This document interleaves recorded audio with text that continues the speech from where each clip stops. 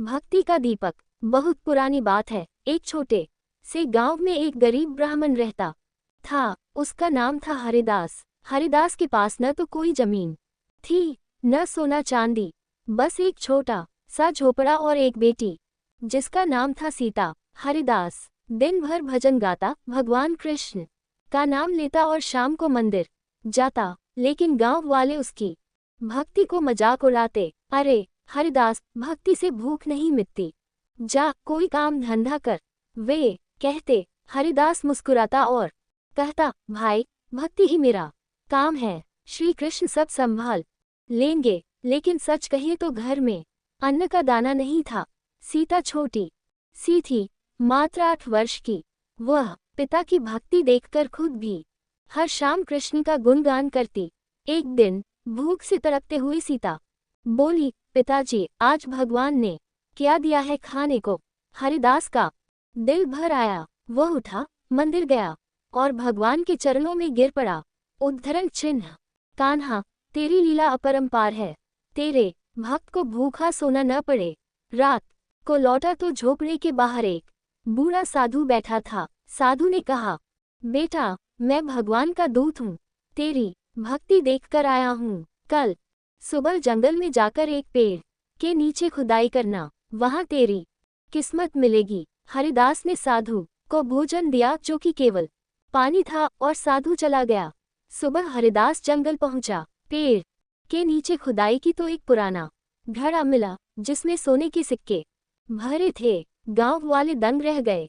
हरिदास अमीर हो गया। उसने झोपड़ा महल बना लिया, खेत खरीदे और सीता का विवाह एक अच्छे घर में कर दिया। लेकिन हरिदास की भक्ति नहीं बदली। वह रोज मंदिर जाता, भजन गाता। समय बीता। हरिदास का पोता पैदा हुआ। नाम रखा गया श्याम। श्याम बड़ा होकर पिता पुत्र की तरह भक्तिमान निकला। लेकिन गांव में एक धनी सेठ रहता था, नाम था कालिया। कालिया लालची था। वह हरिदास की संपत्ति पर नजर रखता। एक दिन कालिया ने हरिदास को बुलाया और कहा, हरिदास बाबा, तेरी भक्ति तो देखी, लेकिन असली भक्ति तो धन दान करने में है। अपना सारा धन मुझे दे दे, मैं मंदिर बनवाऊंगा। हरिदास हंसा, सेठ जी, भक्ति दिल से होती है, धन से नहीं। भगवान को धन की क्या जरूरत? कालिया क्रोधित हो गया। उसने षड्यंत्र रचा। रात को उसके आदमियों ने हरिदास के खेतों में आग लगा दी। सारा धन जल गया। हरिदास फिर गरीब हो गया। गांव वाले बोले, देखा भक्ति का फल। लेकिन हरिदास डगमगाया नहीं। वह फिर भजन गाने लगा। श्याम, जो अब जवान हो चुका था, बोला, दादाजी, अब तो काम करना पड़ेगा, भक्ति के साथ मेहनत भी जरूरी है। हरिदास मुस्कुराया, बेटा, भक्ति ही सबसे बड़ी मेहनत है, कान्हा सब देख रहे हैं। श्याम नाराज हो गया। वह शहर चला गया नौकरी करने। शहर में श्याम एक व्यापारी के यहाँ काम करने लगा। वहां उसकी मुलाकात हुई मीरा से। मीरा सुंदर, विद्वान और कृष्ण भक्त थी। दोनों ने प्रेम हो गया, विवाह हो गया। लेकिन शहर की चकाचौंध में श्याम की भक्ति कमजोर पड़ने लगी। वह व्यापार में डूब गया, धन कमाया, महल बनाया, लेकिन भजन भूल गया। मीरा रोती, पति कृष्ण का नाम लो। श्याम कहता, अब समय बदल गया है, भक्ति पुरानी बात है। एक दिन श्याम को बुखार हो गया।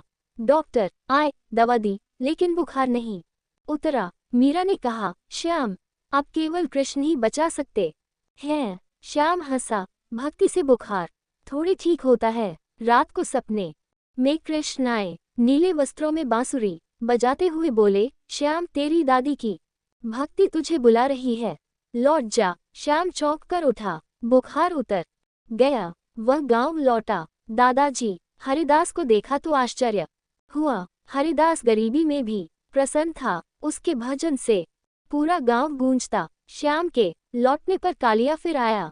इस बार उसने कहा, श्याम बाबू, तुम्हारे दादाजी पागल हैं, भक्ति से कुछ नहीं होता, मेरे साथ व्यापार करो। श्याम ने इनकार किया। कालिया ने फिर षड्यंत्र किया। उसने श्याम को फंसाने के लिए चोरी का इल्जाम लगाया। कचहरी में केस चला। जज बोला, श्याम सबूत के अभाव में निर्दोष हो, लेकिन सावधान रहना।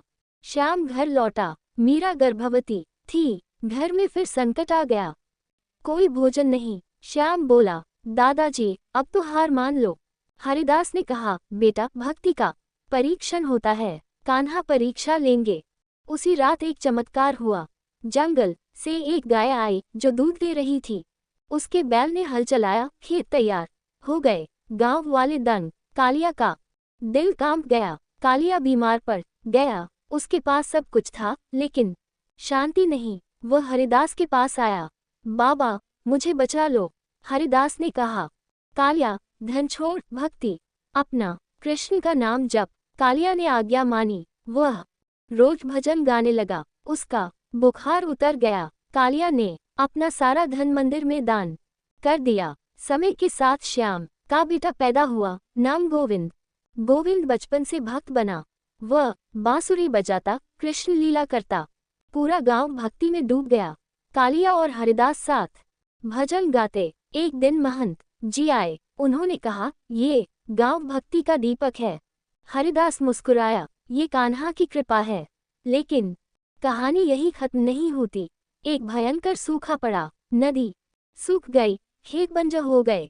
गांव वाले डर गए। हरिदास, बाबा अब क्या? हरिदास ने कहा, सब भगवान पर भरोसा रखो, कल नदी किनारे भजन करेंगे। सब इकट्ठे हुए। बच्चे, बूढ़े, जवान सब कृष्ण भजन गाने लगे। हे गोविंद, हे कान्हा, ह म पर कृपा करो। अचानक आकाश में बादल घिर आए।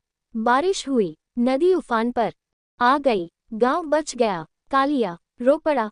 बाबा भक्ति की शक्ति देखी। हरिदास बोला, हाँ बेटा, भक्ति दीपक है जो अंधेरे को दूर करती है। गोविंद बड़ा हुआ। वह मंदिर का पुजारी बना। श्याम व्यापार करता लेकिन भक्ति नहीं भूला। मीरा भजन गाती। पूरा परिवार कृष्ण भक्त। एक दिन हरिदास को स्वप्न आया। कृष्ण बोले, हरिदास तेरी भक्ति पूरी हुई, मेरे धाम आ जा। सुबह हरिदास मुस्कुराता हुआ सो गया। मृत्यु को प्राप्त हुआ लेकिन उसका दीपक जलता रहा। गांव आज भी भक्ति का केंद्र है। लोग कहते हैं हरिदास की भक्ति अमर है। बच्चे गोविंद से कहानी सुनते हैं और कृष्ण भजन गाते हैं। भक्ति सिखाती है, धन आता जाता है लेकिन भगवान का नाम हमेशा साथ है। भक्ति का संदेश, भक्ति केवल पूजा नहीं, जीवन जीने का तरीका है। संकट में धीरज रखो, भगवान पर भरोसा रखो, वे कभी निराश नहीं करते। कहानी कैसी लगी? कहानी अच्छी लगे तो लाइक एंड सब्सक्राइब करें चैनल को। धन्यवाद।